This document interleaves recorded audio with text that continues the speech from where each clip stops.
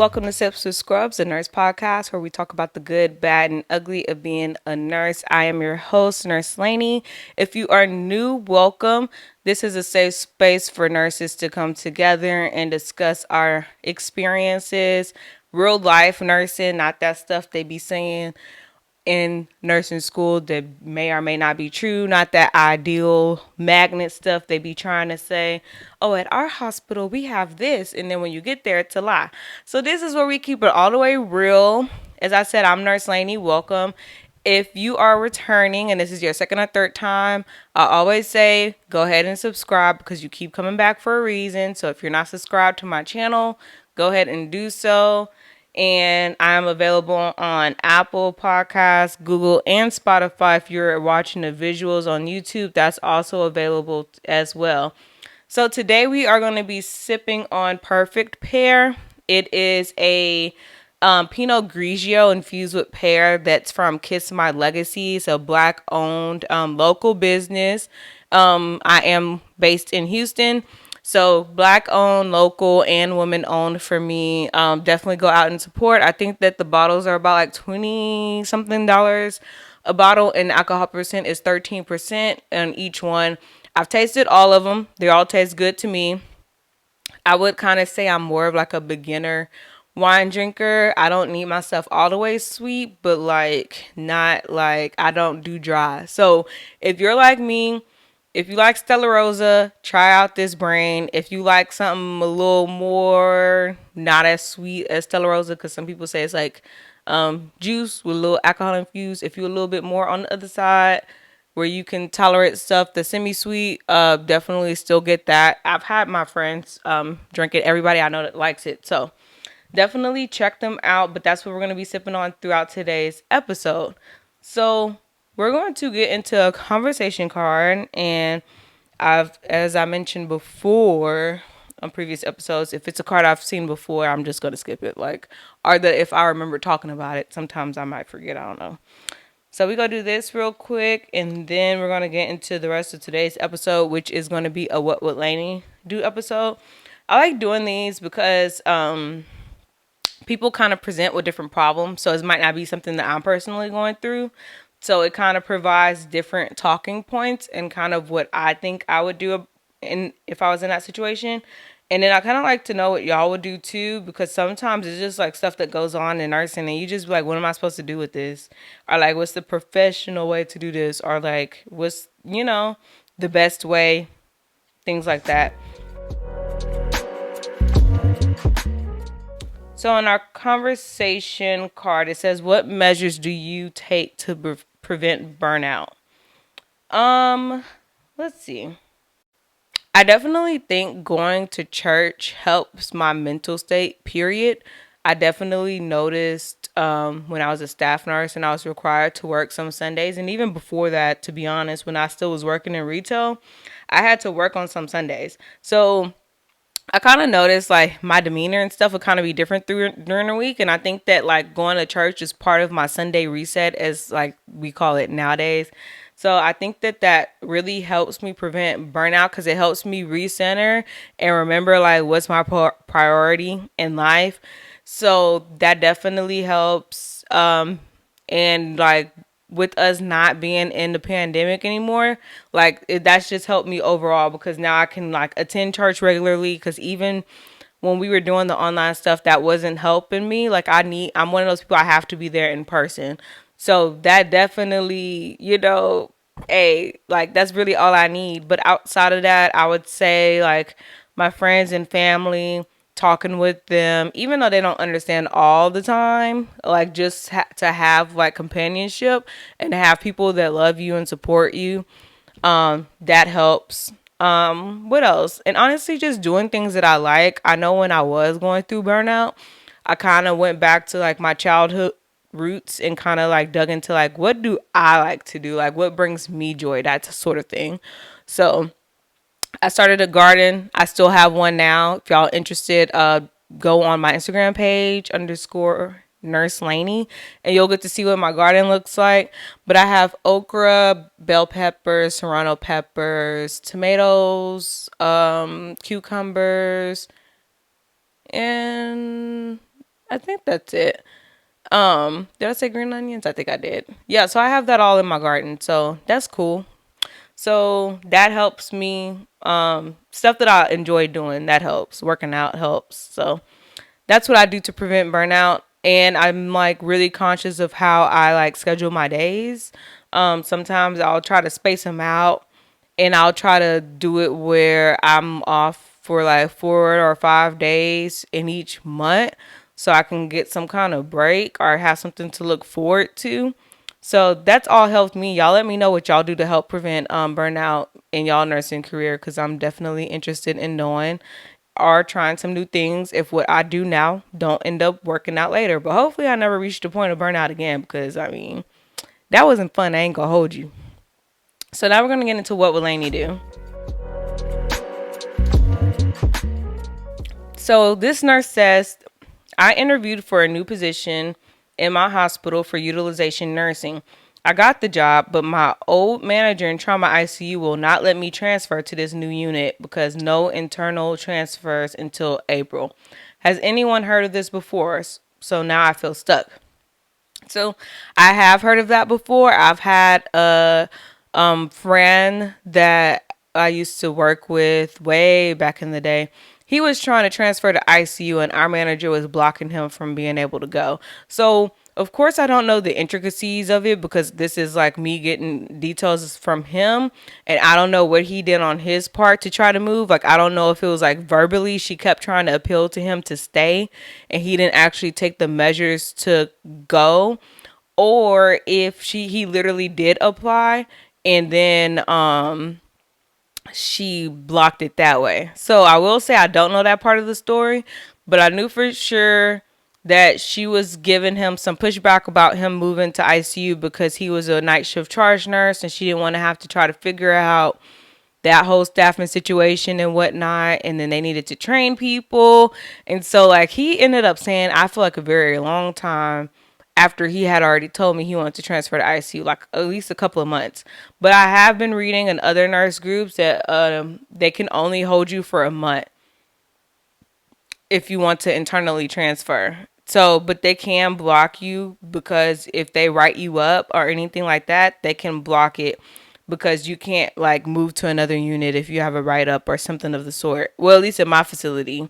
So I've heard of that before. I've also heard of no transfers when we were in the pandemic. They weren't really hiring people, and they really weren't like allowing people to move around like that. Like, kind of, oh, that's what they called it. They had a hiring freeze. So like nobody could like go anywhere. You were kind of stuck. So I've heard of it before. It says that she got the job, but they won't let her transfer. So I guess at this point you can either talk to them about it, and then if that doesn't go over well, you could get HR involved. So we hate to see it, but girl, you can't keep me here. Like, I already got the job. Goodbye. Our next one is, hi everyone. I am a nursing student in an 11-month ABSN program. This entire semester, I have been struggling in farm, and I have tried everything from meeting with my professor, going to the tutor center, and more. I don't know what else to do. But I'm at the point where I need a 90 on the final to pass the class with a 77, and I can't help but have thoughts if nursing is for me. This will push my graduation date back 6 months, and I'm feeling defeated. I would like any words of encouragement or advice from those who have been in my shoes before. Thanks in advance. So it seems like at this point she's past the drop date. So I think she has to kind of see it through to the end. All I can say is like, do your best. And if you get the 90, great. If you don't get the 90, then I would just try and keep pursuing my nursing career. Just because you fail a class doesn't mean like that's the end all be all. I've known plenty of people who have failed classes and had their graduation date pushed back. And I've had people that I know fell out of nursing school and then apply for a different nursing school, and they're doing way better now. So if you feel like this is your calling and this is your purpose and this is what you're supposed to do, I wouldn't let this like keep you out of the game. I understand like feeling discouraged and being like, dang, I messed up. But at the same time, I would take this opportunity as a learning lesson. I mean, maybe you're just not supposed to graduate at this moment. Maybe you've been held back for a reason. So I kind of would dig into those reasons. I definitely would like try to see what I'm lacking in the knowledge area and why you're struggling with this class. Whenever you probably will feel, I ain't gonna hold you, because it's 90 is pretty high, and if you ain't been passing up until this point, like getting to 90 is like far-fetched. But like I said, I'll do my best, but I wouldn't let this keep me down. If I personally feel like this is my purpose, this is my calling, this is what I'm supposed to be doing, I would just take my L and take the class again. And now you're going in with knowledge that you didn't have before, because you've already seen these concepts before. And I'll try to like focus on what I was missing, because I wouldn't take the failing as like an absolute failure, because you don't want to like skate by the skin of your teeth and you really don't know what you're doing with nursing, because nursing is just like one of those things you need to know what's going on in order to be successful, or a good nurse, because not everybody's a good nurse. So I would really dig into like what I'm missing and just take that as you're not proficient in that area, and that's okay, but that doesn't mean you won't be. So that's what I would do if I were in your shoes. You know, do your best. Like I said, if you fail the class, you fail the class. I'll take the class again, and your graduation date will just be pushed back 6 months. If you end up falling out of the school, like I said, if you still feel like this is for you, just apply to a different school and just take your L. It's a L now. What they say, you lost the battle, but you didn't lose the war type of thing. That's how I would take it. So good luck. Hopefully, this nurse is doing better now. I do understand life circumstances do happen and not everybody's able to like, move around like that. So, you got to do what's best for you, but there's never a time where you can't come back and do nursing. Like, it's always going to be here. So the next nurse says, hello everyone, currently needing some advice. I am currently a med-surg RN. However, I'm wanting to get into pediatrics, which has always been my dream to do ever since I wanted to become a nurse. I feel as if I'm stuck between a rock and a hard place, because I can't make up my mind on what I want to do. I'm praying about what to do though. I love my med-surg team and my coworkers, but I'm ready for something new and a fresh start and to actually follow my dreams. So to this, whenever people say stuff like this, I always think of Kelsey, because Kelsey thought she wanted to do L&D so bad. And then when she got into it, she did not like it at all. So because I know people who've had that experience, I would advise to see if you could shadow somebody for a couple of shifts and really see the nitty gritty of what that job entails, and then decide if that's what you want to do. Because sometimes it seems like there's aspects of the specialty that you'll like, but then there's some aspects you won't like, and you have to decide if like the pros outweigh the cons, basically. Like, I know for Kelsey, like the gratification wasn't more than her dissatisfaction like with certain things and how the team is, because that's another consideration too. You might like the specialty, but you might not like who you're working with, and that's also something to be considered. Some people can work in a specialty and not like their coworkers and things of that sort, but some people, like, that team element is very important to them. So I would advise for you to shadow in that pediatric department or whatever, because one unit might be better than the other and things of that sort. So I definitely would like check it out and see how it is in day-to-day life before I just like fully commit. And then if you do like it, I'll go ahead and, pursue it. And then if not, then I'll just stay where I'm at, because it doesn't seem like you don't like med surg. It's just the fact that you always wanted to do peds. So I will say too, if you want to do it for a couple of years and then go back to med surg, that's also a possibility too. So that's what I would do. Y'all let me know down below in the comments what you would do in regards to that topic. But that's kind of how I would move forward, given like the information I've been given from other nurses and like how I've seen it where it doesn't work out sometimes. So I just definitely would be like cautious before you leave a good thing, because what to say? All that glitter ain't gold. All that glitters isn't gold. Yeah, that look nice. It look nice. Okay. Our next nurse asks, does any other nurses suffer from success guilt? When I became a nurse, it changed my life in every way, especially financially. Now, sometimes I feel bad. Some family and friends can't experience some of the things I experience. Is it just me? I've not encountered that before personally, but I could see how it's a thing, especially if you're coming from somewhere that's like impoverished. And like nurses, we make pretty good money. We got a stable job. We won't really have to worry too much about what we're gonna do in that department. So I could see, I've not had that before, but I could see how that could be a thing. The only thing I could say is because I know personally, like, oh, like I have money because I don't have as many obligations right now as like some of my counterparts have.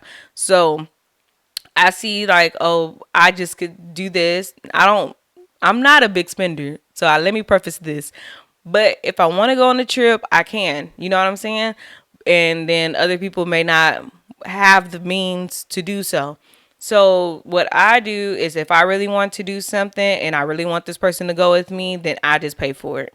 Because at the end of the day, it's not really about the money for me.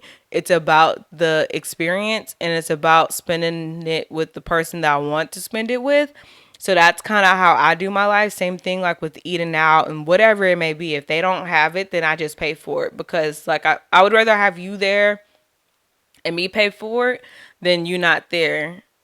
So that's just me. This is what Would Laney do. I know a lot of people feel differently about money and friends and situations like that, where it's like, oh, if you ain't got it, then you ain't got it and you can't really come around. I'm not like that. I'm willing to pay for people if I want them, if I really want them there. Now, if it becomes a thing where you taking me for granted and you feel entitled to what I have, then absolutely not. But aside from that, if it's just like I ain't got it today, but I really would like to come, I just go ahead and pay for people because that's just like how I do. So that's kind of how I would go about it. But I've never actually suffered from success guilt. If y'all have suffered from that, definitely inform us below. Like, how does that look for you, and how did you like counteract that? But if you really want people to experience it, I mean, they never really would be able to experience it in full because they're not where you're at in life, and that's just how it is sometimes. Like, everybody can't be where you're at, unfortunately. And it's kind of weird, like, growing up, like, everybody kind of starts off in the same space, and then, like, as we get older, time and different things separates us. So if you really want them to come or if you want them to experience some of the things you're experiencing, just know you're going to have to foot the bill and then like be okay doing that. So yeah, that's a very interesting topic. I want to hear what y'all have to say about that below. So our next and final one says, "Hey guys, I'm a new grad RN and I just got interviewed to be on the float team. I was wondering if anyone has experience with being on the float team. What are some of the pros and cons?" So we've talked about this before on my channel because I am a float pool nurse. I would say the pros of being on the float pool is flexibility with your schedule. I'll just kind of say that I don't have like obligations to do like particular holidays anymore. I think I have to do like one major and one minor, which in the grand scheme of things is not a lot at all, considering like before how it used to be when I was a staff nurse. So that's definitely a plus. A plus is I make more money, so I kind of feel like I have a not a reason to be at work, but like I feel like I'm compensated according to what I do. I didn't really necessarily feel like that before. I felt, you know how you be at work sometimes, you be like, I don't get paid enough for this. It was given that. But like now I feel like I'm like, all right, I feel like I get paid a good amount. What else is there? I do like you're not as involved with unit politics and like with the this person like this person but doesn't like this person, or this person is showing favoritism to this person with the assignment, or like you have to do all this education for the unit, it's due by this date, or we have to get ready, magnet is coming, blah blah blah, that type of stuff. Like I'm not really involved with that so much since I am with the float pool. So I don't really have to do all of that. We do still have some education we have to do, but I don't think it's nearly as much as what I had to do when I was like a staff nurse. Cons would be like you don't have a team. You don't really know the people that you're working with all the time, and because of that, they don't really have a sense of loyalty to you in order to help you do anything. I will say that I still ask people and they do help me when they can or get around to it. I feel like if it's a situation where someone is blatantly like ignoring me and I need help, then I'll just like tell my manager and be like, this was my experience on this unit type of thing. But of course, in the moment, that sucks, right? But like after the fact, I could be like, hey, like this is what happened and whatever. So there's that. That's definitely a con, is like the team. The con would be not really knowing where you're going all the time. For most of the time, they keep me where they schedule me, but there are times when I get to the unit and then I get up there and it's not like, oh, we floated you to here. Well, all right. So then, like, you might have mentally prepared for one thing and now you're going into something else completely different.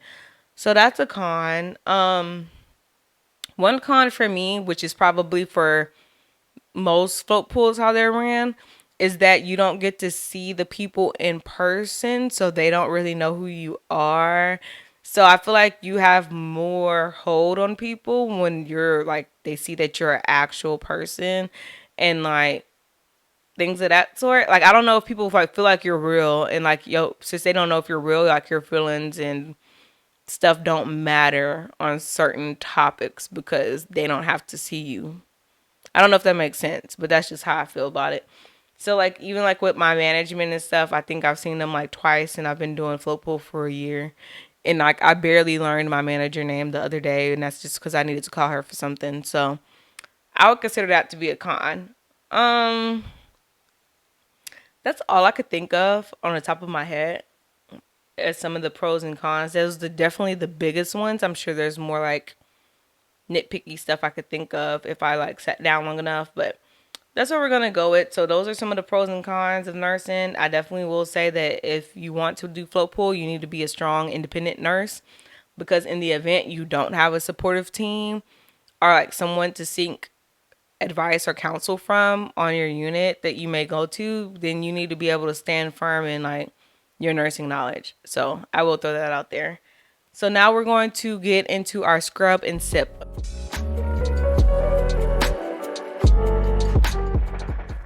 So today we are scrubbing my last shift at work.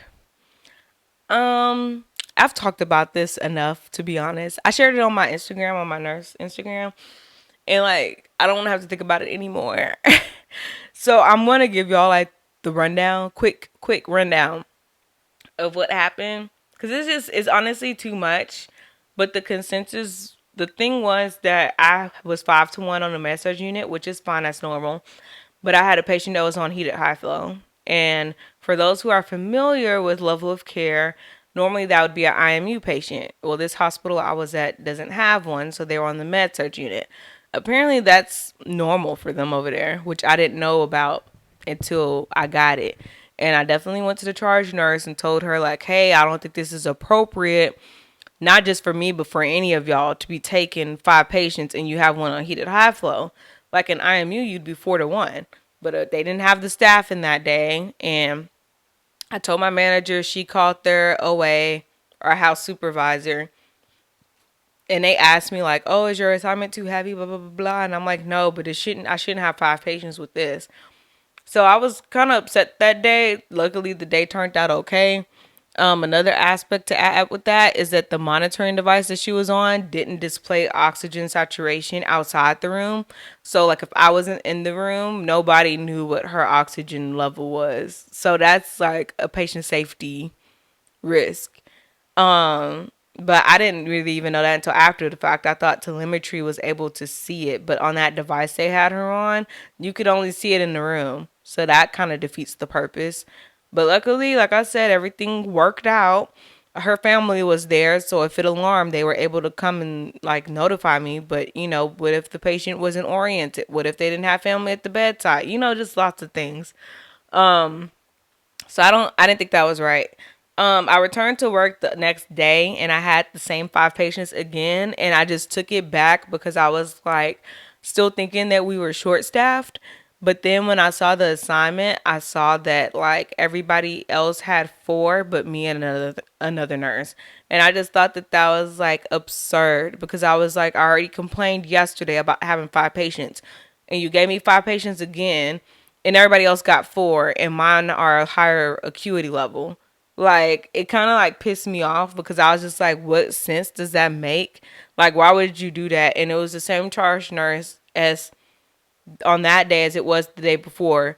So it's kind of like you knew that I complained about this yesterday and you still gave me the same 5 people back even after I said that this would normally be an IMU patient and I should have 4 patients. So that kind of was like a slap in the face for me and it pissed me off, I ain't gonna lie. And then aside from that, when I did learn about the assignment, it's only because she was asking me, can I switch patients with somebody else? She wasn't trying to lower my nurse to patient ratio. She was asking me, can I take a difficult patient from someone else because they fired her? And I was like, kind of like, what? Like, I'm looking at the paper. I see everybody else has 4 and I have 5. I have a higher acuity level. And now you're trying to give me somebody who's difficult. Cause I was like, who would I even give up to get that one? And I wasn't in the mental space. I told her, I don't think it's a good idea for you to give me that patient right now. Because just the way my attitude, how that was, and because why would you give somebody with more patience a difficult patient? So I was just kind of like, I feel like my brain short circuited in that moment because I was just like, I can't believe this girl is sitting up here talking to me about this. So I was like, what about the other nurses? They have 4 patients. And then she was trying to say, like, oh, they're going to have discharges and then they're going to get a new patient too in admission. And I'm just kind of like, so it's 4 patients. But I ended up not taking that patient because so I'm scrubbing that whole situation because I just still can't believe that someone would think that's a good idea. And I didn't have the mental capacity to kind of like go back and forth. I just was like, I can't do this. So we're scrubbing that whole situation and we're sipping to this goes back to the team aspect. I had like 2 other folk pool nurses up there and they also were black. And one of them overheard the conversation and she kind of intervened for me and she basically told them like this isn't appropriate. Her acuity level is too high, you need to give it to somebody else. So we're sipping to her because I literally like I feel like my brain was short circuited and I was just like what, and I was just like I don't think that this is a good idea and I don't know if she was trying to pressure me because then she had her manager with her too. So it's the charge nurse and manager coming to me asking me, can you switch patients with somebody? And I was just like, I don't understand why I'm the one switching patients when I have 5. And then she tried to rationalize it and say it's because, oh, well, since you have 5 and you get this patient from this nurse, you won't have an admission. And I was just like, I'm thinking like I'm not gonna have an admission either way it goes. So why? I don't know, just however they calculated it, she tried to say like it made sense to them before, but when I asked her questions about it, she wasn't able to really justify why she was trying to do that. And I was just telling her, I don't think that's a good idea for you to give me that patient, and I already have all this going on. So when the other nurse like intervened and seconded, then she kind of like back off. So I'm sympathetic to that nurse because she really came through for me, but I'm like literally still in awe of like that whole situation because I would never do that as a charge nurse. In fact, I probably would have taken a patient from me and either even if we were short, either I would have gave it to somebody else or I would have taken one patient to alleviate the load. But hey, we're not all the same. So I'm sipping to that today to close today's episode. Hopefully when I go back to work, it'll be a little bit better. I haven't been back yet. I go back tomorrow. So fingers crossed because I'm just like, girl, like this is beyond me. So this goes back, circling back to that burnout question. This is how I survive. Because after that day, I was off for like 4 days, I think. I go back for 1 and then I'm off again. And then I go back for 1 and then I'm off again for like 3. So like I said, those 2 days I was kind of just like, I'll get through it. Because at first I was like, do I need to call in? Because I can't. Like, I was prepared to call in the next day if that day I went to shit, but it didn't. So I was like, I could just do one more day. I'm going to be off for 4. So praise the Lord. Praise Him. Okay. So cheers, you guys. We're going to sip to conclude today's episode. And then I'll see y'all in the next one. Bye.